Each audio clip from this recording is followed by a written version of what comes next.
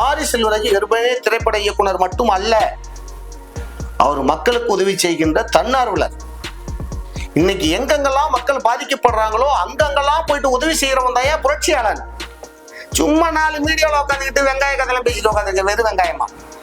நீ என்ன செஞ்சிருக்க? இந்த சவுக்கு சங்கர் என்ன செஞ்சிருக்க? இந்த சென்னையில மக்கள் பாதிக்கப்பட்டுச்சு இல்ல, நீ ஒரு பிரெட் பாக்கெட் வாங்கி கொடுத்துருக்கியா? சென்னையில மழை பெஞ்சது இல்ல, சென்னையில எல்லாம் சொகுசு வாழ்க்கை வாழ்றீங்கல்ல. அடுத்த முதல்வர் நான் தான் சொல்றான்ல, இதே திரையுலகில் சம்பாதிச்சவன்லாம் என்னையா பண்ணீங்க? கேபி பாலான்னு ஒரு இளைஞர், அவரு சும்மா சின்ன சின்ன வேடங்களை நடிக்கிற ஒரு திரைப்பட நடிகர் தான். அவர் சுயமா சம்பாதிச்ச பொருளாதாரத்துல அந்த சென்னையில வெள்ள நிவாரணமா அவர் சேர்த்து வச்சிருந்த 2 லட்சம் ரூபாய் பணத்தை அவர் முற்றிலும் செலவு பண்ணியிருக்காரு. அருமை சகோதரத்தை சவுக்கு சங்கர் சொல்றாரு, அவர் என்ன அமைச்சரா?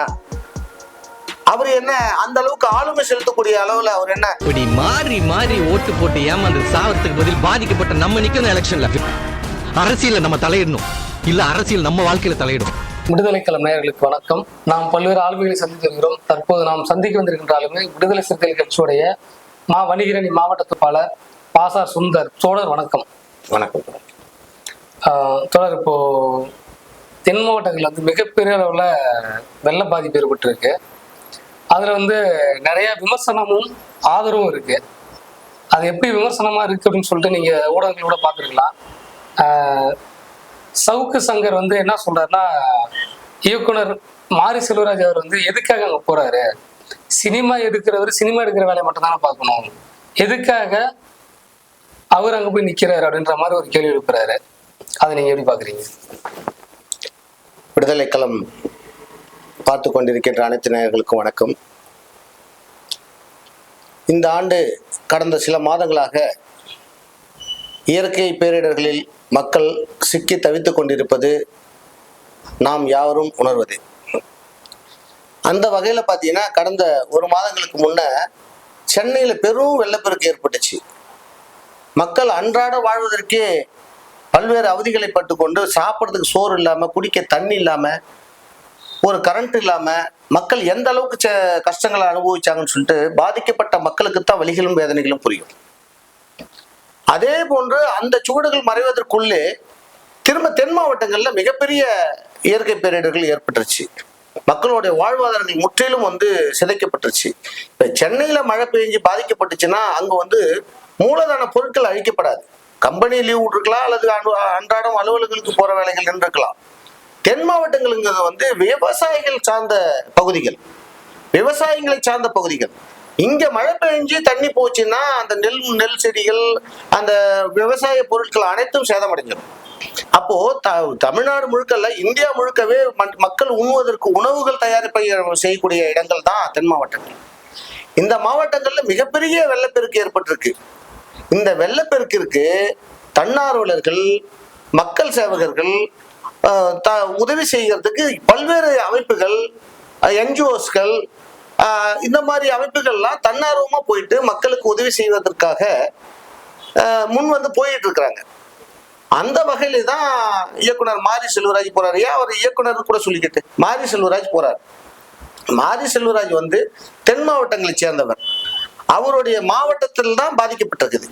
அவருடைய உறவுகள், அவரோடு பயின்ற நண்பர்கள், அவரு சார்ந்த மக்கள் இந்த மாதிரி பாதிக்கப்படும் போது அவருக்கு அந்த ஊரோடைய எல்லா வழிகளும் தெரியும். அப்போ எல்லா வழிகளும் தெரிஞ்சவரால் தான் மக்களுக்கு எளிதில் போய் உதவி செய்ய முடியும். அவர் சிறுக திரைப்படங்கள் மூலமாகவோ அல்லது அவர் உடலுறுப்பு மூலமாகவோ சேர்த்து வச்ச பொருளாதாரங்களை நம்ம மக்கள் பாதிக்கப்பட்டிருக்காங்க, அவங்களுக்கு போய் உதவி செய்யணுங்கிற ஒரு பெருத்த மனநிலையோடு அவர் மக்களை தேடி போறாரு. மக்களுக்கான உதவிகளை செஞ்சுக்கிட்டு இருக்காரு. அந்த நேரங்கள்ல உதயநிதி ஸ்டாலின் அங்க வராங்க.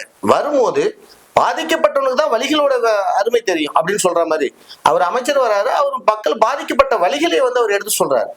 அதே மாதிரி அவர் களத்தில் கண்ட வலிகளையும் சொல்றாரு. நான் இங்க போனா இந்த மக்கள் இந்த சூழ்நிலையில் இருக்காங்க, இங்க போன இந்த மக்கள் இந்த சூழ்நிலையில் இருக்காங்க அப்படின்னு சொல்லி அவர் களத்தில் கண்ட வலிகளை யாருக்கிட்ட சொல்ல முடியும்? அருமை சகோதரத்தை சவுக்கு சங்கர் சொல்றாரு, அவர் என்ன அமைச்சரா? அவர் என்ன அந்த அளவுக்கு ஆளுமை செலுத்தக்கூடிய அளவுல அவர் என்ன பெரிய கட்டமைப்பு வல்லமை படைத்தவரை வந்துட்டாரா? அப்போ உதயநிதி ஸ்டாலின் வரக்கூடிய மரியாதைகள் அனைத்தும் மாரி செல்வராஜுக்கு போகணுமா? அப்படின்னு கேட்டா இருக்கிற அரசியல் அதிகாரிகள், அரசு ஊழியர்கள்ல யாருக்கான அதிகாரிகள்? மக்களுக்கான அதிகாரிகள். மாவட்டமே தவிச்சு நிக்குது, என்ன செய்யுதுன்னு தெரியல. மாவட்ட நிர்வாகமே தவிச்சு நிக்குது. அந்த நேரத்துல தன்னார்வலர்களால அங்க மக்களுக்கு பயனடைய செய்யணும். அப்போ மாவட்ட நிர்வாகமே கையாந்தது, வாங்க உதவிகரம் நீட்டுங்க, உதவிகரம் செய்யுங்க அப்படின்னு சொல்லி கேக்குது.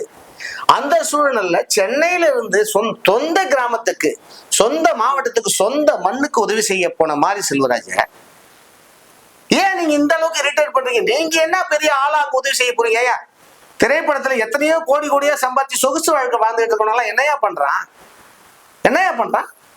சென்னையில மழை பெஞ்சது இல்ல, சென்னையில எல்லாம் சொகுசு வாழ்க்கை வாழ்றீங்கல்ல. அடுத்த முதல்வர் நான் தான் சொல்றான்ல, இதே திரையுலகில் சம்பாதிச்சவன்லாம் என்னையா பண்ணீங்க? கேபி பாலான்னு ஒரு இளைஞர், அவரு சும்மா சின்ன சின்ன வேடங்களை நடிக்கிற ஒரு திரைப்பட நடிகர் தான். அவரு சுயமா சம்பாதிச்ச பொருளாதாரத்துல அந்த சென்னையில வெள்ள நிவாரணமா அவர் சேர்த்து வச்சிருந்த 2 லட்சம் ரூபாய் பணத்தை அவர் முற்றிலும் செலவு பண்ணியிருக்காரு. அது மட்டும் அவர் செய்யல, மலைவாழ் மக்களுக்கு 3 ஆம்புலன்ஸ் கொடுத்திருக்காரு. அது இல்லாம ஆதரவற்றவர்களுடைய காப்பகம் வச்சு நடத்திட்டு இருக்காரு.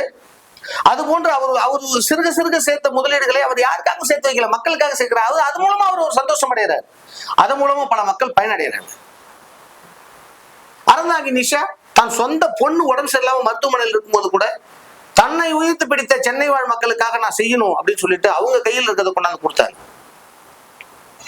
இப்ப குஜராத்ல பூகம்பம் வந்துச்சுல்ல, பூகம்பத்துக்கு ஒட்டுமொத்த இந்தியாவில இருந்து எல்லாரும் உதவிகரம் நீட்டினால. அஜா புயல்ல தென் மாவட்டங்கள் எவ்வளவு பெரிய பாதிப்பு வந்துச்சு. அன்னைக்கு இருந்த ஆளுங்கட்சியா இருந்த அதிமுக கட்சியில் இருந்த முதல்வர்கள் யாரா போனாங்களா? என்ன செஞ்சாங்க? அதையெல்லாம் செய்யல.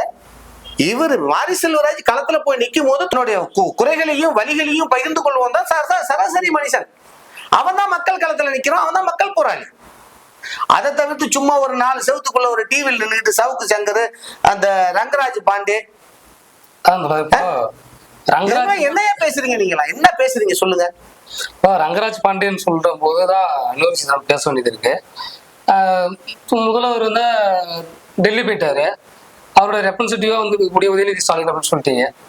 உதயநிதி ஸ்டாலின் அவர்களை கூட மாரி செல்வராஜ் அவர்கள் போகும்போது அவருக்கு IAS IPS அதிகாரி வணக்கம் வைக்கணுமா அப்படின்ற மாதிரியும், அடுத்து உதயநிதிக்கு சேர் போட்டு உட்கார வைக்கிறவங்க உதயநிதியோட நண்பரா இருக்கக்கூடிய மாரி செல்வராஜ் சேர் போட்டு உட்கார வச்சுட்டு இவங்கெல்லாம் கை கட்டி நிக்கணுமா முன்னாடி, மாரி செல்வராஜ் முன்னாடி அப்படின்ற மாதிரி ஒரு கேள்வி எழுப்புறாரு. இந்த கேள்வியை நம்ம என்னவா பாக்குறோம் அப்படின்னா, ஒரு திரைப்பட இயக்குனரா அவரை பாக்குறதை விட ஒரு சிறந்த மனிதரா பாருங்க நீங்க சொல்லிட்டீங்க. ஆனா அவங்க எந்த வன்மத்துல இருந்து அதை பேசுறாங்கன்றதா இப்ப நம்ம தெளிவுபடுறது சொல்லலாம். இதைதான் நான் திரும்ப சொல்ல வரேன். மாரி செல்வராஜ் ஒரு சராசரி மனிதனா தன் சொந்த கிராமங்கள்ல சொந்த கிராம மக்கள் பாதிக்கப்பட்டிருக்கிறதுனால அவர் நிதி உதவி செய்ய போயிருக்காரு. ரெண்டாவது இன்னொரு விஷயம் என்னன்னா, நீங்க சொன்ன மாதிரி 2 பேருக்கு சம இருக்கை கொடுக்கணுமா அப்படின்னா, உதயநிதி ஸ்டாலின் தமிழகத்தை ஆளுகின்ற முதல்வரின் ரெப்ரசன்டேட்டிவா துணிவரா போயிருக்காரு. மாரி செல்வராஜ் தன் சிறுக சேர்த்து வச்சிருந்த பொருளாதாரங்களை மக்களுக்கு கொண்டு போய் சேர்க்கணுங்கிறதுக்காக அவர் போறாரு. அப்போ 2 பேரும் சம இருக்கை கொடுக்கணுமானா அவர் யாரு? உதயநிதி ஸ்டாலின் யாரு? மக்கள் பிரதிநிதி. மாரி செல்வராஜ் யாரு? அந்த மக்கள்ல ஒருத்தர். மக்கள் பிரதிநிதியை கூட மக்கள் கோரிக்கை வைக்காம வேற யாரும் வைப்பா? சார், இவர் திரைப்பட நடிகர், திரைப்பட இயக்குனர். உதயநிதி ஸ்டாலின் திரைப்பட நடிகர், மாரி செல்வராஜ் திரைப்பட இயக்குனர். 2 பேருமே மக்களால் கவரப்பட்ட ஒரு கலைத்துறையை சேர்ந்தவர்கள். இப்படிதான் நம்ம சொல்ல வரணும் ஃபர்ஸ்ட். அப்போ மக்களால் கவரப்பட்ட, மக்களால் அங்கீகரிக்கப்பட்ட கலைத்துறையை சேர்ந்தவர்கள் அப்படி இருந்த ஒரு வகையில் இருந்தாலும், நீங்க அந்த கண்ணோட்டத்துல பாக்காட்டினா கூட மக்களின் கோரிக்கைகளை வெளி சொல்றதுக்காக மக்கள் பிரதிநிதியா நம்ம மாரி செல்வராஜ் வந்திருக்காரு. மக்களின் ஒருவர், அந்த ஊரை சேர்ந்தவர், அந்த மாவட்டத்தை சேர்ந்தவர். அப்போ அவர் உட்கார்றதுல உங்களுக்கு என்ன கஷ்டமா இருக்கு? இப்ப அவர் கூட SP உட்கார முடியுமா? அவர் கூட மாவட்ட ஆட்சியர் உட்கார முடியுமா? முடியாது சார். ஏன் சார் VO வில்லேஜ் அட்மினிஸ்ட்ரேட்டிவ் ஆபீஸ்ல மீனூல் சரியா உட்கார முடியாத சூழ்நிலை இன்னைய நிலவுது. ஒரு வட்டாட்சியர் அலுவலகத்துல VO வில்லேஜ் அட்மினிஸ்ட்ரேட்டிவ் ஆபீஸ்னால சமயமா உட்கார முடியாத சூழல் நிலவுது.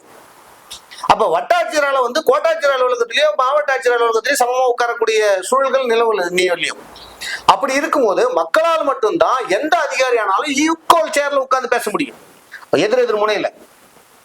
அப்ப அந்த இடத்துல எதிர் முனையில உட்காரலனாலும் சமமான இருக்கு. ஏங்க பூரா சகதியா நிக்குது, வெள்ளக்காடா நிக்குது. அவன் இருக்கையில உட்கார்ந்து பேசுறதுல என்ன உங்களுக்கு கஷ்டமா இருக்குது? அப்போ வந்து மாரி செல்வராஜ் எல்லாம் ஒரு ஆளா அப்படிதான் நினைக்கிறீங்க? அப்படிதான் அவங்க கேக்குறாங்க. அந்த டோன் வந்து அப்படிதான் இருக்கு. அப்ப மாரி செல்வராஜ் எல்லாம் ஒரு ஆளா அப்படின்னா நீ என்ன மக்களுக்கு செஞ்சுவிட்ட? மாரி செல்வராஜ் வெறுமனே திரைப்பட இயக்குனர் மட்டும் அல்ல, அவர் மக்களுக்கு உதவி செய்கின்ற தன்னார்வலர். இன்னைக்கு எங்கெங்கெல்லாம் மக்கள் பாதிக்கப்படுறாங்களோ அங்கங்கெல்லாம் போயிட்டு உதவி செய்யறவன் தான் புரட்சியாளன். சும்மா 4 மீடியாவில் உட்காந்துக்கிட்டு வெங்காய கதையெல்லாம் பேசிட்டு உட்காந்துருக்க, வெறும் வெங்காயமா? நீ என்ன செஞ்சிருக்க? இந்த சவுக்கு சங்கர் என்ன செஞ்சிருக்க? நீ சென்னையில மக்கள் பாதிக்கப்பட்டுச்சு இல்ல, நீ ஒரு பிரெட் பாக்கெட் வாங்கி கொடுத்துருக்கியா? வந்தேரி பாப்பானுக்கு சொம்பு தூக்குறவன் இந்த ரங்கராஜ் பாண்டே. அவன் என்ன கேக்குறான்? ஏன் நீ பாப்பானுக்கு சொம்பு தூக்குற? இப்ப நீ என்ன பண்ணிவிட்ட?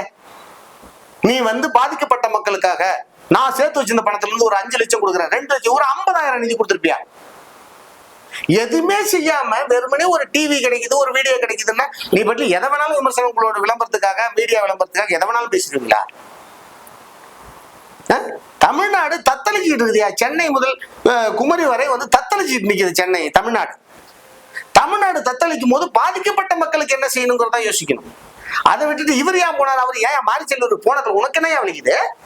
உனக்கு என்ன வலிக்குது? பாதிக்கப்பட்டது அவன் சனையா, அவன் சாதி.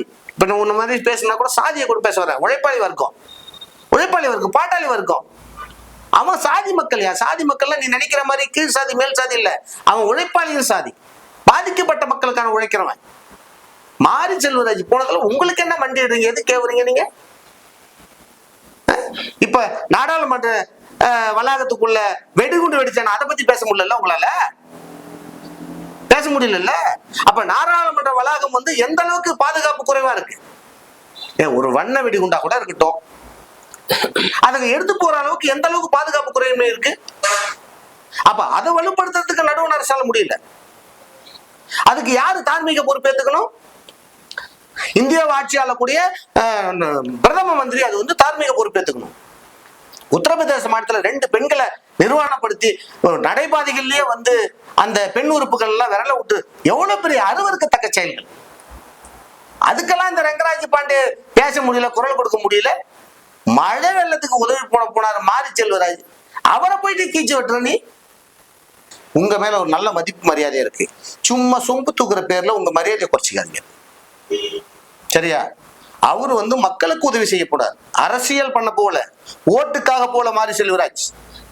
தன்னோடு வாழ்ந்த தனக்கான மக்களுக்காக அவர் சேமிச்சு வச்ச சொந்த நிதியில இருந்து போயிருக்காரு. யார்கிட்ட